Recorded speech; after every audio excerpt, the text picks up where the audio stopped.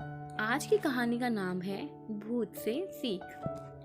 अरावली की पहाड़ियों में सुंदरनगर नाम का गांव बसता था। गांव में सभी खुशहाल जीवन जीते थे।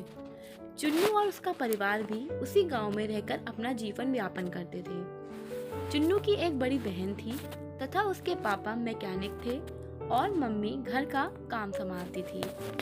चुन्नू की माँ अक्सर अपनी बेटी की शादी को लेकर परेशान रहती थी, लेकिन हमारा चुन्नू इस सब से बेफिक्र होकर पहाड़ों पे अपने दोस्तों के साथ खेला करता था।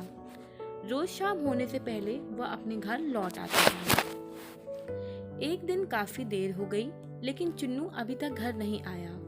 तब उसके मम्मी पापा पहाड़ों पर उसे ढूंढने गए तो उसको बेहोशी की हालत में पाया।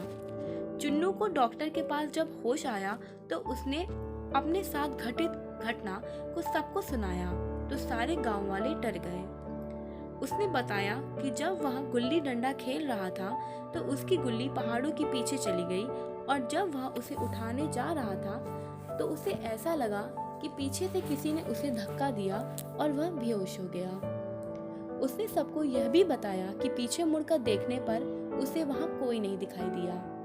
यह सब सुनकर गांव वालों को किसी अनहोनी की आकांक्षा हुई। सारे गांव वाले वहां इकट्ठा होकर देखने गए तो वहां उन्हें कोई नहीं दिखा। बाद में ऐसी एक दो घटनाएं और घटित हुई तो गांव वालों ने सोचा कि क्यों ना किसी साधु महात्मा को बुलाकर इसका हल निकाला जाए। दूर से एक साधु महात्मा को लाया गया।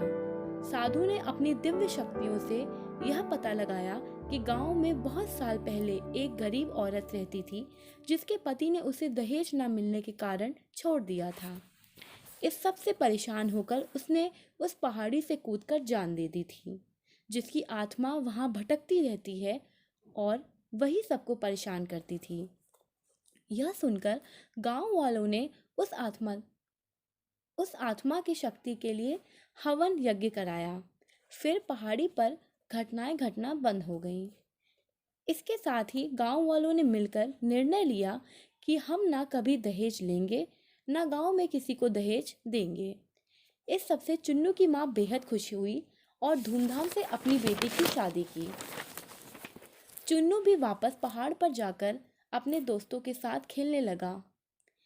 तो आज की कहानी से हमें यह सीख मिलती है कि हमें कभी दहेज ना तो लेना चाहिए और ना ही देना चाहिए। यह थी आज की हमारी कहानी भूत से सीख। धन्यवाद।